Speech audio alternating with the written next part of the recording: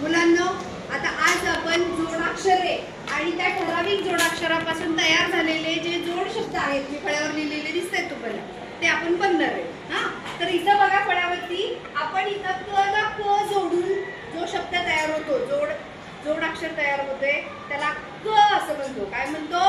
क.